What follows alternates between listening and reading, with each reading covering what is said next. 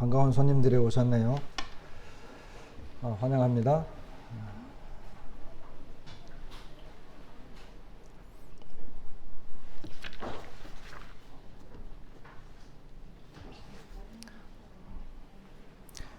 오늘 말씀은 마태복음 1장 18절부터 25절까지의 말씀입니다.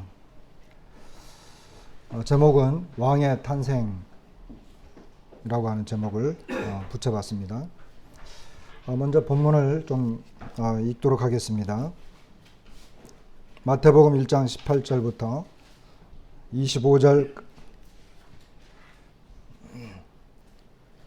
25절까지입니다. 예수 그리스도의 나심은 이러하니라.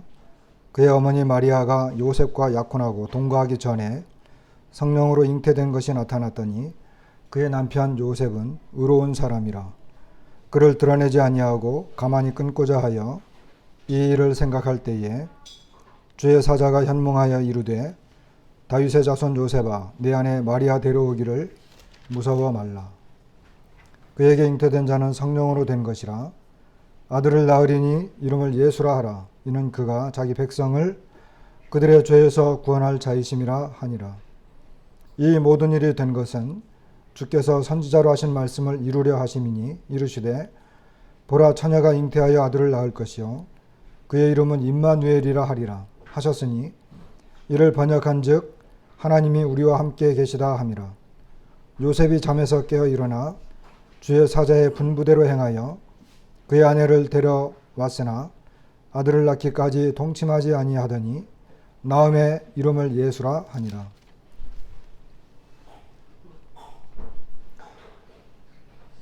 저는 그림을 잘 그리는 사람은 아니지만 그림을 그릴 때 밑바탕 그림을 이렇게 쭉 칠을 한 다음에 이제 본 그림을 그리는 경우가 있습니다. 밑바탕 그림이 중요할까요? 아니면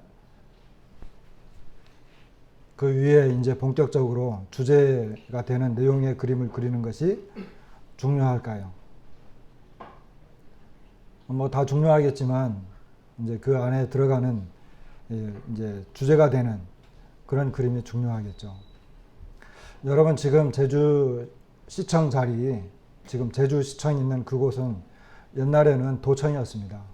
제가 어렸을 때는 그곳이 도청이었어요. 근데 그 도청은 이미 이승만 대통령 때부터 그 존재하던 그 건물입니다. 이승만 대통령이 이제 제주도를 시찰하러 오게 되었습니다. 연두 방문이겠죠. 그래서 제주도지사에게 내가 연두 시찰하러 제주도에 가게 되겠다. 도청에 먼저 가서 일단 상황을 좀 보겠다. 이렇게 연락이 왔습니다. 그때만 해도 대통령의 말은 곧 법입니다. 그래서 그 현재 시청 앞에 그 도로가 굉장히 넓잖아요. 그 넓은 도로는 이미 1950년도, 60년도 때부터 그렇게 넓은 도로였어요. 제가 어렸을 때도 그렇게 넓은 도로였습니다. 그래서 그 당시에 사람들이 생각할 수 있는 가장 넓은 도로, 최고의 도로를 이렇게 뺐고 주변에 온갖 꽃들과 그리고 풍선들과 뭐 현수막이라든지 가장 꾸밀 수 있는 가장 아름다운 그리고 가장 최고로 이렇게 멋있게 모든 것들을 꾸몄습니다. 그 동네에 사는 어떤 사람이 아침에 일어나 보니까 거기가 너무나 멋지게 이렇게 조성이 되어져 있는 거예요. 그러면서 야 이게 어떻게 이런 무슨 행사가 있는 거야? 하면서 이렇게 굉장히 궁금했어요. 나중에 알고 봤더니 대통령이 온다는 것입니다. 여러분 그 멋있게 꾸며진 도로와 주변의 모든 화단들과 풍선들 그리고 현수막들 그리고 이렇게 많은 글귀들 이런 것들이 멋있고 하루아침에 이렇게 변모된 모습을 가졌지만 정작 중요한 것은 무엇입니까? 정작 중요한 것은 대통령이 오는 그 사건입니다. 그렇죠. 여러분, 우리가 마태복음 1장 18절부터 읽었는데 1장 18절 말씀에 예수 그리스도의 나심은 이러하니라 이렇게 시작을 합니다. 물론 그 앞에 족보가 나와 있지만 신약성경 마태복음은, 여러분, 마태복음은 학자들만의 약간의 그 차이가 있어요. 성경 중에 가장 먼저 기록된 성경이 뭐냐? 복음서 중에 가장 먼저 기록된 복음서가 어떤 것이냐? 물론 의견이 분분하긴 합니다만은 전통적인 견해로는 마태복음이 가장 먼저 기록된 것으로 이렇게 여기고 있습니다. 그런데 가장 먼저 기록되었다라고 가정을 했을 때, 저도 이제 그렇게 이제 그런 쪽으로 많이 생각을 하는데, 그 기록된 성경 중에 족보가 나온 다음에 제일 먼저 나오는 것이 예수 그리스도의 나심은 이러하니라 이렇게 시작하고 있는 것을 보게 됩니다. 여러분, 창세기 구약 성경에 맨 처음 열어서 창세기를 딱 펼치면 뭐가 나옵니까? 태초에 하나님이 천지를 창조하시니라 이렇게 나오죠. 그런데 신약 성경을 딱 펼쳐서 족보 이야기가 쭉 나온 다음에 제일 먼저 시작되는 것이 예수 그리스도의 나심은 이러하니라 이렇게 시작이 됩니다. 여러분, 이 두 구절 중에 어느 구절이 더 역사적이고 위대한 말씀이겠습니까? 제가 아까 처음에 서두에 말씀드린 것처럼 하나님이 태초에 천지를 창조하셨다라고 하는 것은 어떻게 보면 바탕색과 같은 것입니다. 바탕색을 칠하는 것과 같습니다. 그리고 대통령이 오겠다라고 했을 때 대통령을 맞을 준비를 하기 위해서 만반의 준비를, 정말 이제까지 보지도 못할 만큼 가장 넓은 도로, 그리고 사람들이 보지도 못했던 꽃들을 화려하게 갖다 심어놓고, 그리고 그 정말 영광스럽게 꾸며놓은 모든 주변 환경, 그것은 마치 창세기와 같습니다. 그러나 누구를 위한 것이었느냐 하면 대통령이 오는 것을 위한 것이었습니다. 굳이 비교하자고 한다면 창세기의 맨 처음 구절에 태초에 하나님이 천지를 창조하셨다 하시니라, 이것은 하나님께서 천지를 창조하신, 새롭게 창조하신 시작입니다. 그러나 반면에 여기 나와 있는 것처럼 예수 그리스도의 나심은 이러하니라, 이 내용은 이제 그 창조자께서 이 땅에 오신 것입니다. 자기가 태초에 천지를 창조하시니라 라고 한 그 만들어 놓은 그 세상에 창조자께서 친히 내려오신 사건입니다.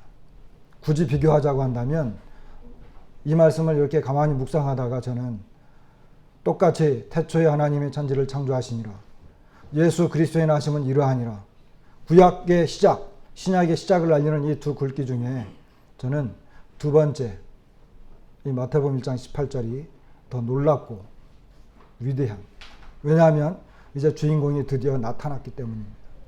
창조자께서 사람들에게 직접 그 본 모습을 보이셨기 때문에 더 위대하다, 그리고 놀라운 사건이다. 이 놀라운 사건은 하늘과 땅이 하나가 되는 역사적인 사건이기도 합니다. 하늘에 하나님이 계획하셨고 그 계획하셨던 그 땅에 아드님께서 이 세상에 오셔서 하나님의 뜻을 이루고자 하신 것이기 때문입니다.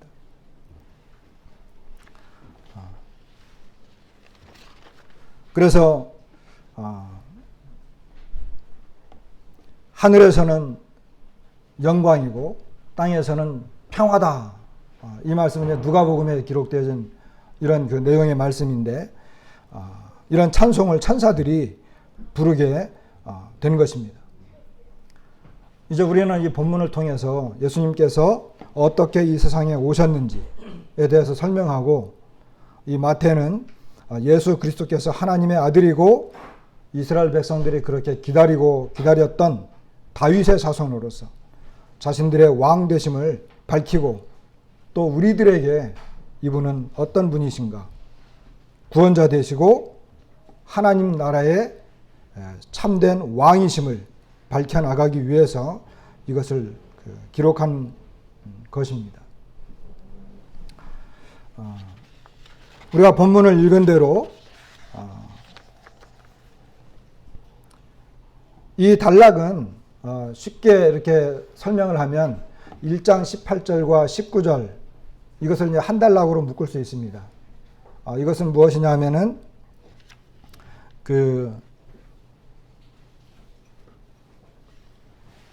예수 그리스도께서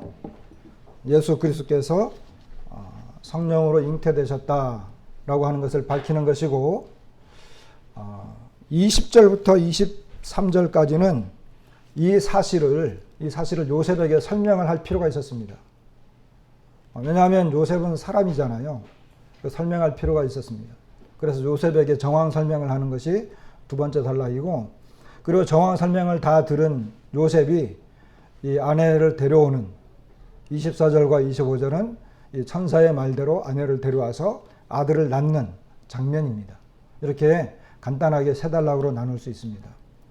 근데 첫 번째 단락에서 우리는 예수님께서 사람으로 태어나셨다라고 하는 것을 우리는 알 수 있습니다. 왜냐하면 잉태된 것이, 성령으로 잉태된 것이 나타났다라고 하는 거죠. 예수님의 어머니가 누구죠? 마리아입니다. 마리아는 사람입니까? 하나님입니까? 마리아는 신이 아닙니다. 마리아는 아주 평범한 보통 사람입니다. 그 평범한 사람의 몸을 통해서 예수님이 잉태되셨습니다.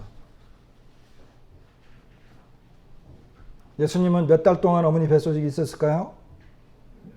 예수님은 하나님의 아들이니까 한 달 정도만 있었겠죠?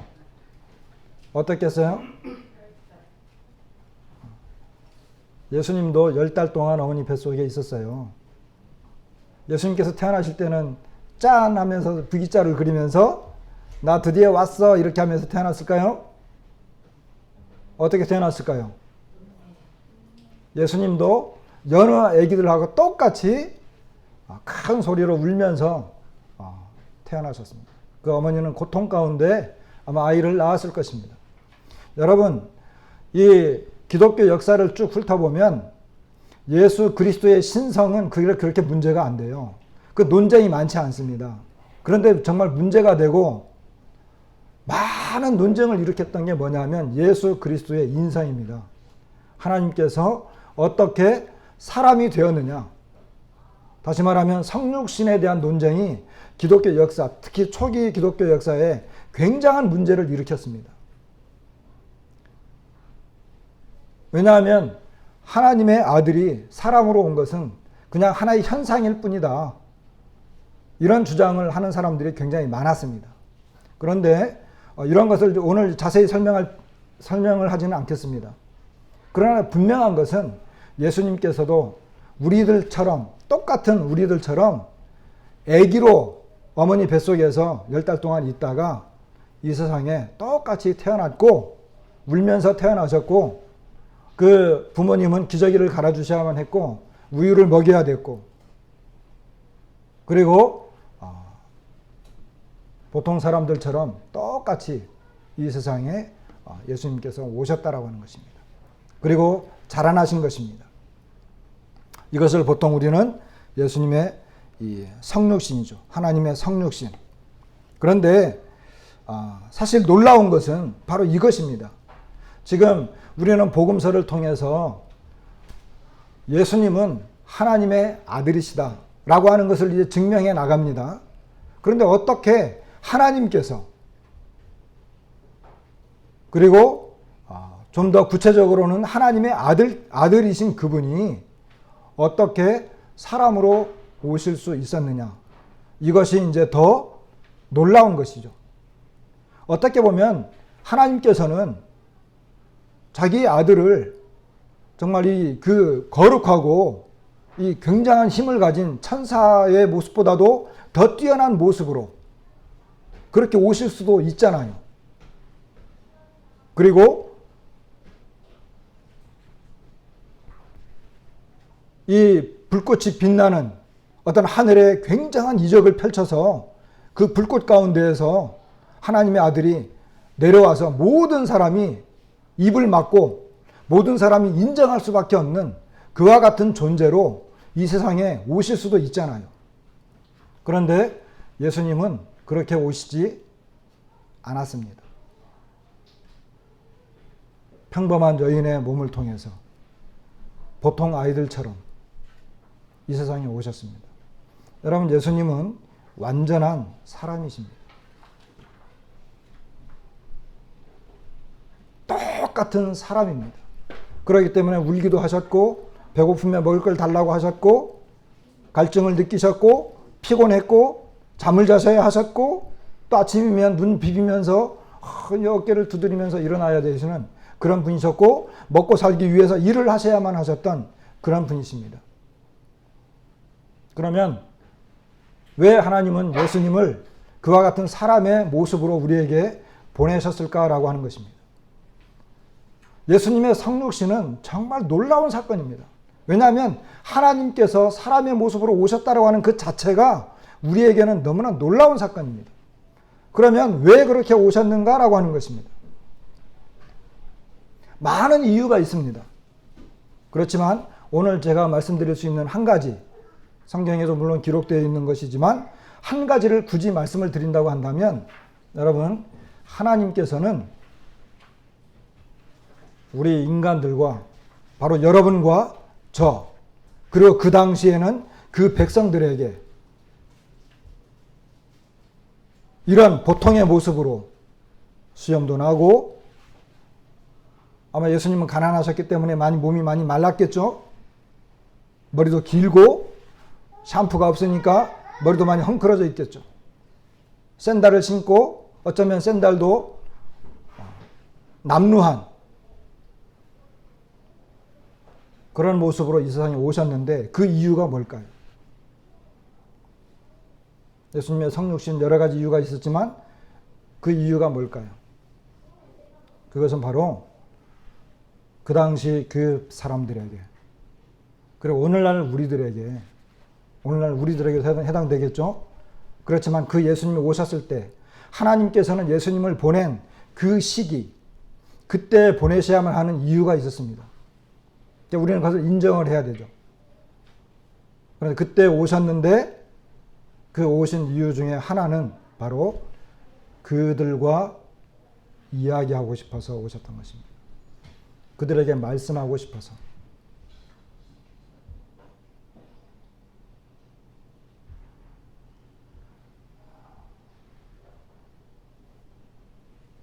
삼손의 이야기 아시죠? 그 아버지 마노아 이야기도 아시죠? 천사가 나타나가지고 막 이야기하니까 이 사람들이 놀래가지고 자빠졌습니다. 그리고 막 이 남편은 막 죽을 것이라고 금방 이야기했고.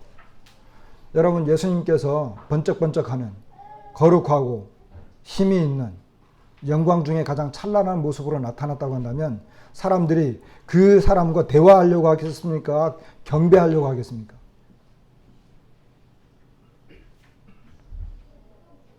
그 사람을 그냥 경배하려고 할 것입니다. 그런데 하나님께서는 우리에게 오셔서 우리에게 보통의 말과 보통의 감정과 우리가 쉽게 이해할 수 있는 내용으로 어떻게 말씀하기 위해서, 교제하기 위해서 우리에게 오신 것입니다. 바로 여기 가오나 지금 보고 있는 게 뭐야?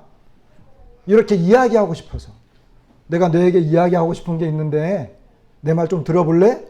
이렇게 이야기하고 싶어서 오신 것입니다. 얼마나 놀랍고 은혜로운 모습입니까? 우리가 잘 알고 있는 대로 여기다 손을 놓고 요한복음 1장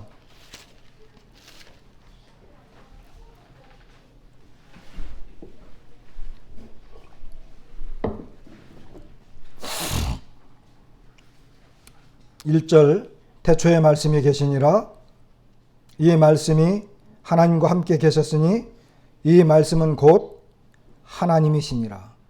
그가 태초에 하나님과 함께 계셨고, 이렇게 이야기되는 걸 보게 됩니다. 하나님과 함께 계셨던 그분, 말씀이셨던 그분. 그런데 이분이 14절에 보면 말씀이 육신이 되어 우리 가운데 거하심에 우리가 그의 영광을 보니 아버지의 독생자의 영광이요 은혜와 진리가 충만하더라. 여기 말씀이 육신이 되어 우리 가운데 거하셨다. 이 말씀이 육신이 되어서 우리 가운데 오신 것입니다. 왜요? 왜요? 말씀이 육신이 되었다라고 하는 건 뭡니까? 물론 여기에 어떤 신학적인 많은 복잡한 것들이 있어요. 저도 이해를 잘 못해요. 이 그 신비스러운 것이라고 하는 것은. 그러나 중요한 것은 말씀 되신 그분이 육신이 되어서 우리에게 또 어떻게? 말씀하기 위해서. 우리에게 말씀하기 위해서. 그분은 말씀이니까. 자, 요한일서도 한번 보겠습니다. 똑같은 요한이 기록한 내용이잖아요. 요한일서 1장에 보면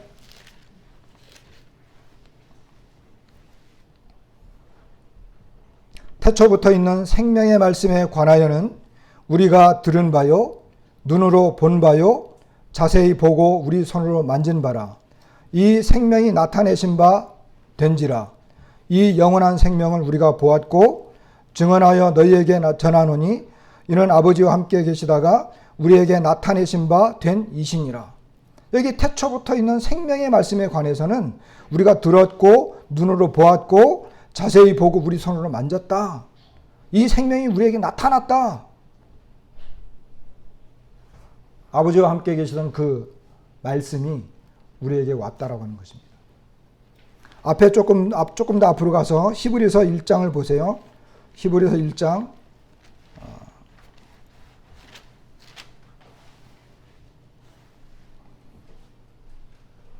히브리서 1장 1절에 보면 옛적의 선지자들을 통하여 여러 부분과 여러 모양으로 우리 조상들에게 말씀하신 하나님이 이 모든 날 마지막에는 아들을 통하여 우리에게 말씀하셨으니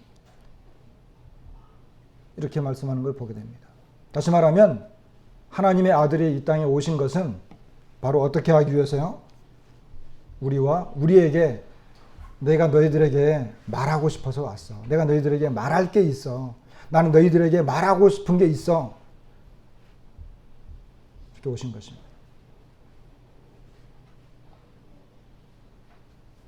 그 하나님의 아들이 우리에게 오셔서 말씀하시기 위해서. 여러분 얼마나 놀랍습니까? 얼마나 은혜로우신 하나님이십니까? 그리고 얼마나 사랑이 많으신 하나님입니까? 하나님께서는요, 우리하고 이야기하고 싶었던 거예요. 그런데 방법이 없잖아요. 어떻게 우리에게 말을 해요?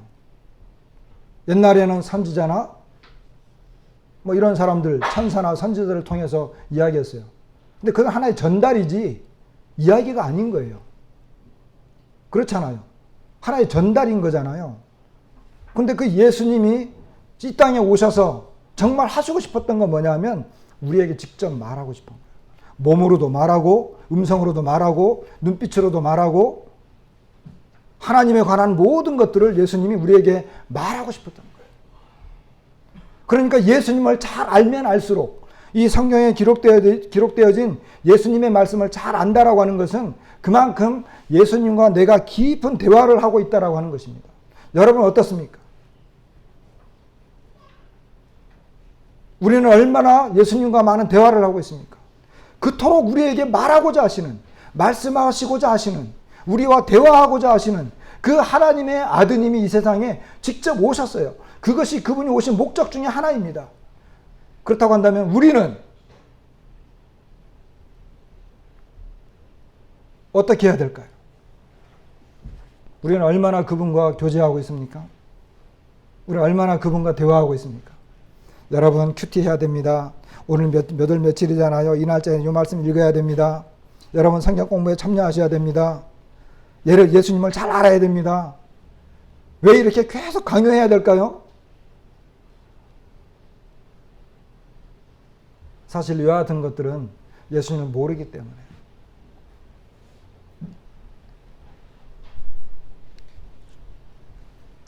예수님께서는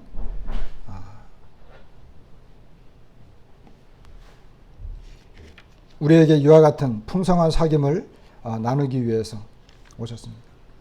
여러분 예수님은 이렇게 완전하게 사람으로 오시기도 했지만 또한 예수님은 뭐예요? 어떻게 잉태됐다고요? 성령으로 잉태되셨어요. 자, 잉태되어서 여인의 몸에 들어간 것은 사람이시지만 그러나 예수님은 달랐어요. 그게 뭐죠? 성령으로 잉태되셨다는 거예요. 성령은 하나님이십니다. 성신이라고도 합니다. 하나님의 거룩한 신, 영, 바로 하나님이십니다. 하나님으로 말미암아 잉태된 거예요. 그러니까 다른 거죠.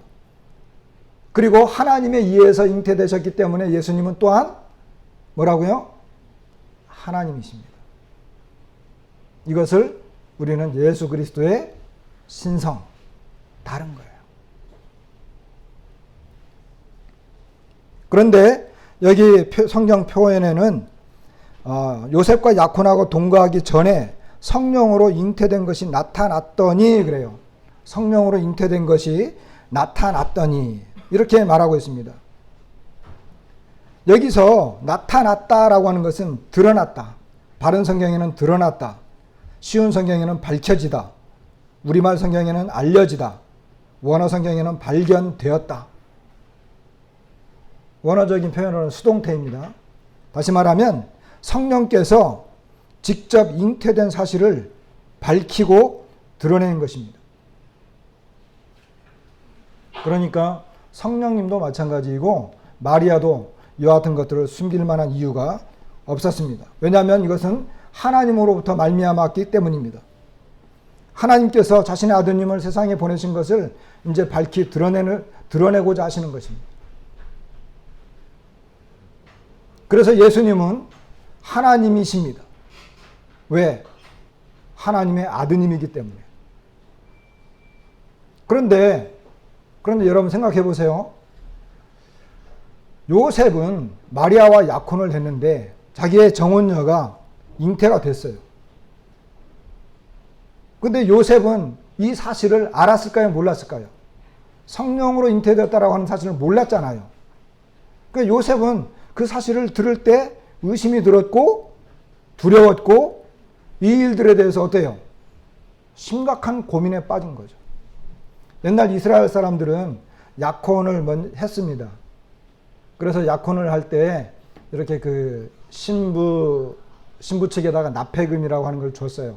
왜냐하면 신부를 데려와야 되는데 그 당시는 이제 다 이제 일꾼이잖아요. 한 사람을 데려왔기 때문에 그만큼 그쪽 식구에게 뭐 비어 있고 어떤 그 경제적인 문제에 영향을 주었기 때문에 돈을 주고 샀어요. 보통 은 50세겔은요. 보통 이 남자들 5년 동안 근무한 그 금액 정도 됩니다. 5년 정도. 금액이 크죠. 뭐 사람마다 환경에 따라서 이렇게 경제적인 능력에 따라서 많이 달라긴 했겠지만 이제 보통 일반적으로 그렇게 했어요. 그래서 한 1년 정도 기간을 거쳤다가 그 다음에 이제 그 아내를 데려옵니다. 정식 결혼을 하는 거죠. 근데 그 약혼 기간 중에 정혼녀가 잉태가 된 거예요. 이미 한 3개월이 지났어요. 이미.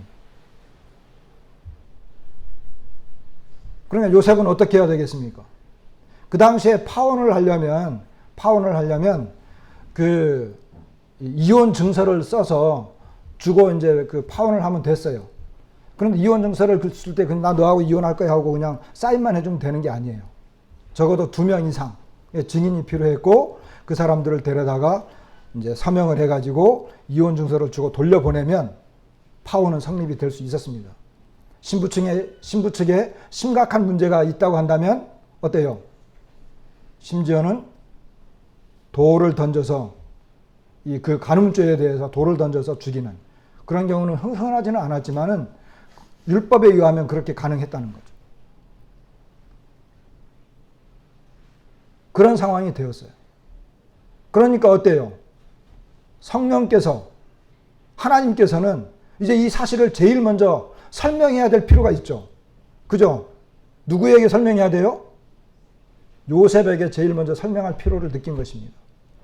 그런데 성경에서는 이 요셉을 두고 먼저 표현하는 것이 뭐냐 하면 19절에 보면 그의 남편 요셉은 의로운 사람이다.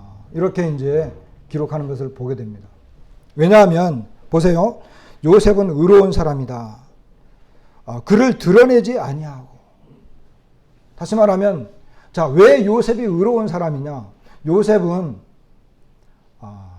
먼저 이 사실을 들었을 때 드러내지 않았습니다. 이 말은 뭐냐 하면 그 마리아를 부끄럽게 하거나 창피하게 하지 않았다는 것입니다. 가만히 끊고자 했다라고 했습니다. 이것은 뭐냐 하면 증인들을 불러서 조용히 이것을 그냥 돌려보내고 없었던 일로 하려고 했던 것입니다. 좀 다른 사람이죠. 그 당시 어떤 배경을 생각할 때, 그리고 얼마나 분노가 일었겠어요. 그런데 그는 이것을 조용히 해결하려고 했던 사람. 그리고 이 일을 깊이 생각했어요. 20절에 보면 이 일을 생각할 때 그랬어요. 그는 이것을 막 그냥 이렇게 소문을 내가지고 난리 법석을 꾸며가지고 저 여자가 말이지 하면서, 그리고 그 집안을 향해서 손가락질 하면서 문제를 일으킬 수 있잖아요. 근데 그는 깊이 생각을 했어요.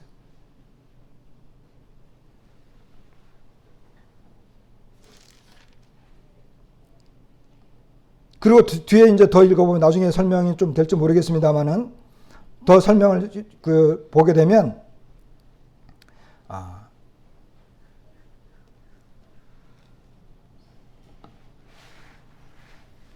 그는 그 아내를 이렇게 데려오는 걸 보게 됩니다. 그대로 아들을 낳기까지 동침하지 아니하고 아이를 낳는 걸 보게 됩니다. 이 부분 나중에 이제 설명을 드리겠습니다. 어쨌든 요셉은 성경에서 그와 같은 신중하고 경건하고 그리고 율법의 말씀을 깊이 묵상하는 이와 같은 사람으로서 경건한 자의 모습을 통해서 그는 의로운 자다 이렇게 표현하고 있는 걸 보게 됩니다. 우리도 살아가다 보면 정말 너무나 기가 막힌 일, 그리고 이 율법이라든지 이 그리스도인으로서 합당하지 않은 일을 많이 보게 됩니다. 그럴 때 우리의 태도가 어떤가? 그리고 이 요셉에게 이제 와가지고 그 천사가 하는 말이 뭐냐 하면 꿈에 나타났죠. 그러면서 그에게 제일 먼저 표현한 것이 뭐냐면 다윗의 자손 요셉아 그래요. 다윗의 자손. 다윗의 자손은 1장 1절부터 17절까지 거기에 다윗의 자손 이야기가 나와요. 그런데 이 다윗의 자손 요셉은 유대 땅이라든지 그리고 예루살렘 주변에 살았던 사람이 아닙니다. 요셉은 고향이 어디예요? 요셉은 고향이 어디입니까? 셰퍼드 라이프 하시는 분들 다 뭐예요?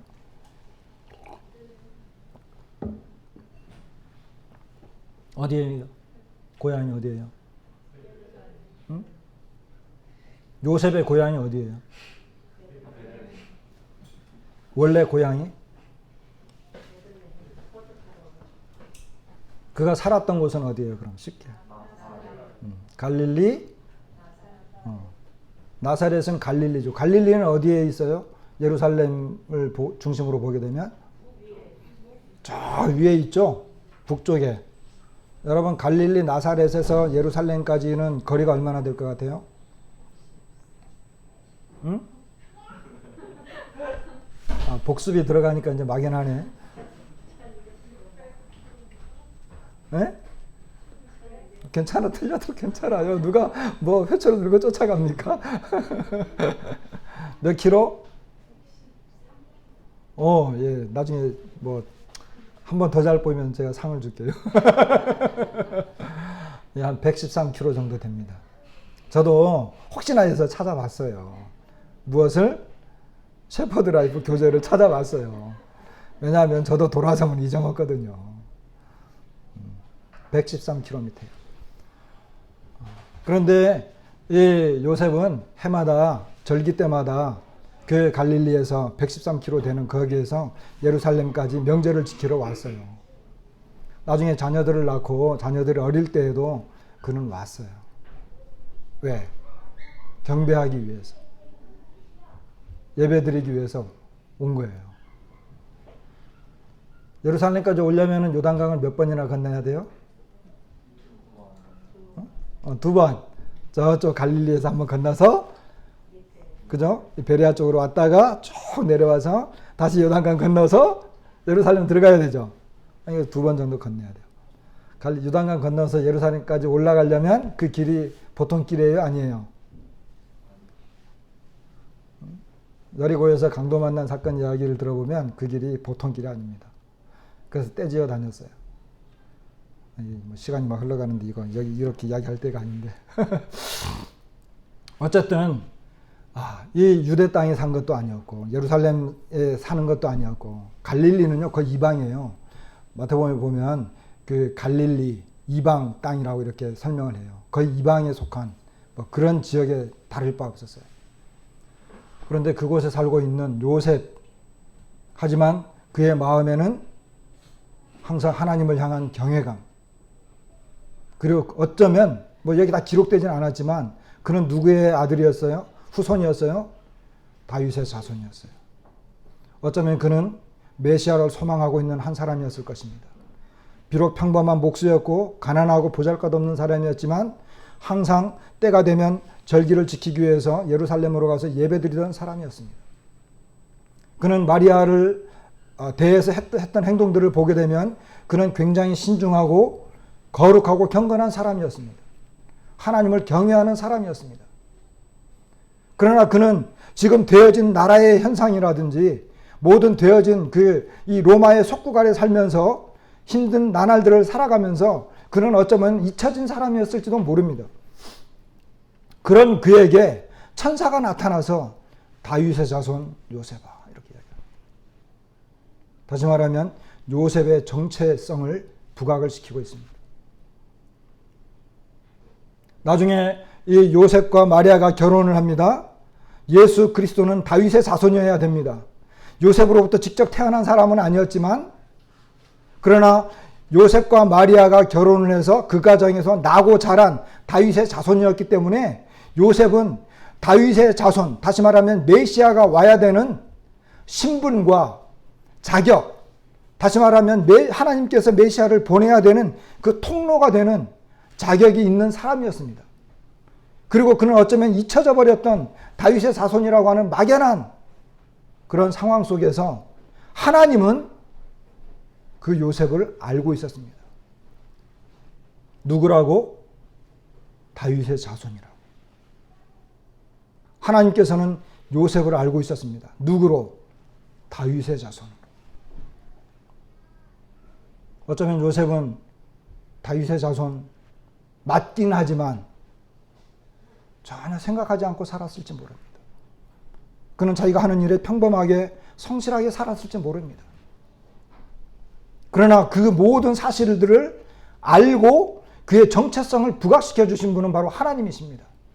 우리는 이 세상을 살면서 그냥 내가 하는 일에 충실하고 열심히 직장 생활하고 하나님의 아들인지 뭔지 잘 모르고 살아갈 때도 종종 있을 수 있습니다. 그러나 우리가 이렇게 살아가지만, 힘겹게 살아가지만 모든 것을 잊히고 살아가는 것 같지만 우리를 누구보다도 잘 아시는, 우리의 정체성을 정확하게 아시는, 너는 내 아들이다, 너는 내 자녀다, 너는 하나님의 자녀야, 너는 그리스도의 피로 거듭난 그리스도인이야, 나는 잊고 살지 모르지만 그것을 너무나 잘 알고 계시는 그분은 하나님이십니다.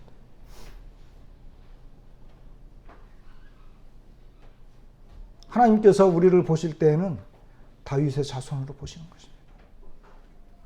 요셉에게 말했던 것처럼 우리는 그냥 감각 없이 살아갔을지 모르지만, 그리고 정말 힘겹게 다 잊고 살아가는 것 같지만 나를 누구보다도 정확하게 아시는 그분, 바로 하나님. 우리는 하나님의 자녀들입니다.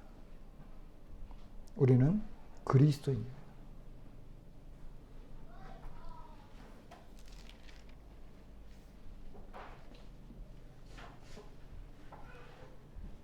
성령으로 된 것을 선포하고 아들을 낳을 것이다. 자녀가 낳기도 전에 아들을 낳을 것이다. 이것은 뭡니까? 아들이라고 하는데요. 킹제임스 번역을 보면 그 아들이라고 기록이 되어 있어요. 그리고 이거 이사야서 7장 14절에 있는 말씀인데, 이사야서를 이렇게 다시 이렇게 정확하게 보면 원어에는 그 처녀, 그냥 정관사 그라고 하는 것이 보통 번역할 때는 빼먹는 경우가 허다하거든요. 그런데 그 처녀 이렇게 번역되어진 것을 보게 됩니다. 그렇기 때문에 하나님께서는, 그리고 이사야가 보았을 때도 마찬가지이고, 하나님께서 요셉을 통해서, 마리아를 통해서 항상 생각하실 때에는 그 처녀였고 그 아들이었습니다. 이미 예수님께서 오시기 전 800년 전에 예언되어졌던 그 여인을 선지자도 보았고 하나님도 본 것입니다. 하나님께서는 이제 마리아를 통해서 태어날 아들은 그냥 평범한 아들이 아니라, 예수님께서는 아들이 이 남동생들도 있었어요. 그러나 하나님께서 보실 때는 바로 그 아들이었습니다. 하나님께서 정해 놓으신 그 아들, 그 처녀를 통해서. 하나님의 아들이기 때문에 하나님께서 이름을 지을 수 있는 권세가 있죠. 자기 아들인데. 그렇죠. 예수라 하라.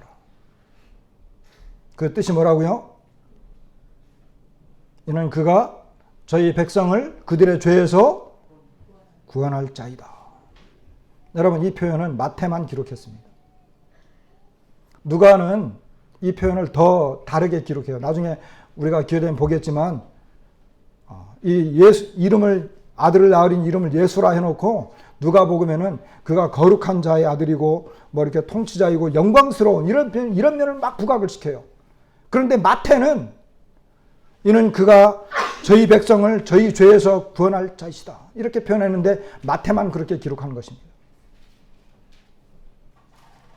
왜냐하면 아마 요셉에게 계시할 때에는 그와 같은 모습으로 계시를 했고, 마리아에게 계시할 때는 또 다른 모습의 영광스러운 예수님에 대한 두 갈래 길을 계시를 한 거죠. 근데 요셉을 통해서 계시할 때는 저희 백성을 저희 죄에서 구원할 자다 이렇게 계시를 한 것입니다. 마태는 이 죄에 대해서 굉장히 민감한 사람이었습니다. 마태가 직업이 뭐였어요? 세리였잖아요. 그는 이 죄에 대해서 굉장히 민감한 사람이었어요. 마태복음 9장에서도 예수님께서 나는 의인을 부르러 온 것이 아니라 죄인을 부르러 왔다. 그것도 바로 마태의 집에서 바리새인들에게 이야기해 준 그 표현입니다. 그리고 마태는 정말 많은 죄를 저질렀습니다. 그는 이스라엘 백성이 로마의 속국이 되어서 이스라엘 백성들에게 세금을 거둘 때 그는 부당한 일들을 많이 했습니다. 그리고 그와 같은 것들이 나중에 돌이켜 보았더니, 생각을 해보니까 이 백성이 하나님을 떠나서 하나님을 버렸기 때문에 하나님도 이 나라를 버린 것입니다. 그리고 그들은 우상 숭배를 했고 결국 그 나라가 망해서 바벨론으로 포로로 잡혀갔고,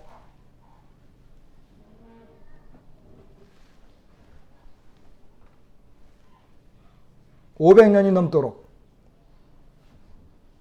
다른 나라에 종살이 하다가 몇 명 겨우 돌아와 가지고 설립을 했는데, 지금은 결국 로마의 속국이 되었어요. 이 모든 현상들이 뭐냐? 하나님을 떠난 이 백성들의 죄라고 하는 것입니다. 되어진 모든 상황을. 여러분, 마태는 배운 사람입니다. 바리새적인 훈련을 받은 사람입니다. 그는 기록에 굉장히 예민한 사람입니다. 기록을 아주 잘하는 사람입니다. 근데 그가 모든 정세를 보았을 때 그 되어진 모든 것이 죄로 말미암은 것이라고 하는 걸 알았습니다.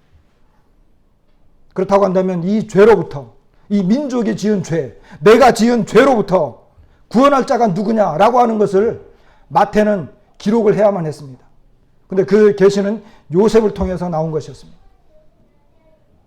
이는 그가 저희 백성을 저희 죄에서 구원할 자이십니다. 우리가 아는 대로 예수님은 하나님의 아들이십니다.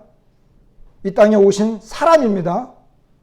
예수님은 완전한 사람이고 완전한 하나님이셨습니다. 하나님도 되시고 사람도 되는 분입니다. 하나님과 사람 사이를 연결해 줄 수 있는 유일한 분이 바로 예수 그리스도입니다. 하나님은 한 분이시다. 하나님과 사람 사이에 중보자도 한 분이시니 곧 사람이신 예수 그리스도.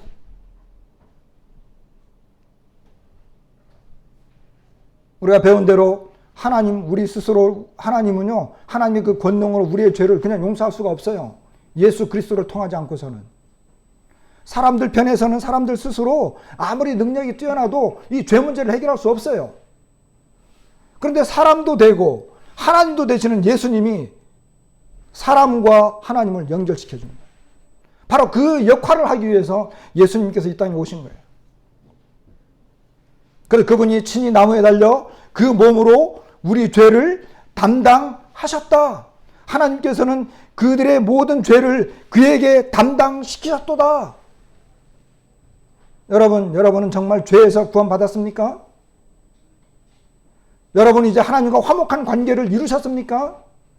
예수 그리스도를 통해서 하나님과 이제는 하나 되었습니까? 정말로 그렇습니까? 유일하신 분이 바로 예수 그리스도입니다. 그분이 그 일을 이루신 것입니다.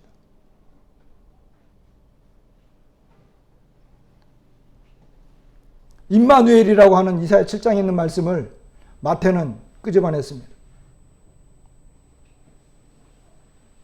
유대 아하스 왕 때, 가장 악한 왕 때였죠. 아하스 왕 때. 여기 그 족보에도 보면 아하스 왕이 나와요. 근데 시리아의 왕인 르신이라고 하는 시리아 왕과 그 북이스라엘 베가 왕 둘이 연합작전을 펼쳐가지고 예루살렘을 이제 공격하러 쳐들어옵니다. 그때 아하스 왕이 심각한 위기의식을 느꼈습니다. 그때 이사야가 자기 아들을 데리고 이 왕을 찾아갑니다. 왕이시여, 하나님께서 하나의 징조를 보이실 텐데, 여러분 당신을 이 나라를 구할 하나의 징조를 보이실 텐데 그 징조를 구하십시오. 그러면 하나님께서 그 징조대로 구원해 주실 것입니다. 그럴 때 아하스 왕은 거절합니다. 그럼에도 불구하고 이사야는 처녀가 잉태하여 아들을 낳으리니 그 이름을 임마누엘이라 하리라 하는 이 징조를 보이십니다. 그러면서 이제 그 르신 시리아 왕과 이스라엘 그 연합군이 이 왕에게서 완전히 이 예루살렘 쳐들어왔다가 패망해가지고 그들이 이제 완전히 멸망당할 것이다. 하나님 너희들과 함께 할 것이다. 이 예언을 하게 됩니다. 실제 그대로 아시리아 왕을 불러와가지고 이 시리아, 아람이죠, 아람과 북이스라엘 연합군을 패퇴시키고 다메섹을 완전히 점령해버립니다. 하나님께서 그들과 함께 하신다라고 하는 그 예언이 그대로 맞아 들어갔습니다. 그때 이루어진 것이 바로 임마누엘입니다. 하나님이 우리와 함께 하신다. 나중에 바벨론에서 완전히 멸망됐지만 하나님께서는 여전히 그들과 함께 해 오셨습니다. 때가 참에 하나님께서 그의 아들을 여인에게서 나게 하셔서 이 땅에 오게 하셨습니다. 예수 그리스도께서는 이 백성들의 그 죄악을 건져내시기 위해서 이 땅에 오신 임마누엘 되시는 하나님이십니다. 그 하나님은 지금 이 순간 여전히 우리와 함께 하시는 분이십니다. 주님께서는 내가 너희를 결코 떠나지 않겠다. 내가 세상 끝날까지 너희와 함께 하겠다. 이런 약속을 하셨습니다. 주님은 지금도 우리와 함께 하십니다. 우리가 설령 부족하고 연약하고 부끄러운 삶을 살 때가 있을지라도, 고통 가운데 있을 때라도 그 죄 많은 백성들, 그들이 예수 자기 땅에 오매 자기 백성이 그를 영접지 아니하더니 자기 나라에 왔지만 거절당할 것을 아시면서도 그 아들을 보내셔야만 하셨던 그 하나님은 여전히 그들과 함께 하셨던 것입니다. 그럼에도 불구하고 이것이 하나님의 마음입니다. 자, 이제 요셉은 어때요? 이 모든 사실들을 다 들었습니다. 그죠? 이 사실을 들었어요. 그때 어떻게 했을까요? 보니까 그가 잠에서 깨어난 다음에는 그 명령대로 아내를 데려왔습니다. 이 순종이라고 하는 것은 대단히 놀라운 것입니다. 하나님의 말씀을 깨달아졌을 때, 이 모든 일이 되어진 것이 하나님의 뜻에 의해서 되었구나. 이 어마어마한 기적이 하나님에 의해서 이제 이루어졌구나. 우리는 말씀을 듣고 그 사실이 이해되어지고 깨달았을 때 정말 중요한 것이 하나 있는데 순종이라고 하는 것입니다. 순종은요, 제가 살아봐도 힘들더라고요. 그러나 순종했을 때 얼마나 복된 가정이 되었겠습니까? 그 가정을 통해서 메시아가 활동. 그리고 이 요셉은 아들을 낳을 때까지, 이제 아들을, 정확한 표현은 아들을 낳았을 때까지 동침하지 않았다, 이렇게 표현해요. 그는 20대에, 어쩌면 10대 후반, 20대에 20세도 채 안 됐을 거예요. 그는 혈기왕성한 젊은이였습니다. 그럼에도 불구하고 그는 아내를 데려오고 동침하지 않았어요. 왜 그랬을까요? 하나님께서 분명히 말씀하시기를 처녀가 잉태해서 아들을 낳을 것이다 라고 하는 그 예언을 이루기 위해서 요셉은 그 말씀에 어떻게 한 거예요? 함께 한 거예요. 동역한 거예요. 그 말씀에 자기도 함께 한 거예요. 하나님께서 하나님의 그 말씀에 그도 동일하게 동역을 한 거예요. 그 말씀이 어떻게 되도록? 이루어지도록. 그 말씀이 거짓이 없고 진실된 것임을 그도 나타내고 싶었던 거예요. 이것이 정말 말씀을 따르고 순종하고자 하는 사람의 자세인 것입니다. 말씀과 함께 동역하는 사람. 이것이 바로 요셉의 훌륭한 모습입니다. 이렇게 해서 우리 예수님은 이 땅에 오셨습니다. 하나님께서 정말 그 위대한 역사의 새로운 시작, 인류 역사상 이것보다 더 큰 사건이 어디 있습니까? 하나님께서 이 땅에 직접 내려오셨다라고 하는 이 놀라운 사건. 그리고 우리와 교제하고 싶다는 거예요. 이 놀라운 사건들을 우리에게 이야기해 주고 싶은 거예요. 우리는 이런 내용들을 들으면서 하나님의 은혜에 감사가 되고, 그리고 더더욱 우리가 주님을 바라보면서 그 주님과 더 교제하는, 그 주님을 더 사랑하는 그런 우리들이 되기를 바랍니다. 말씀을 마치겠습니다.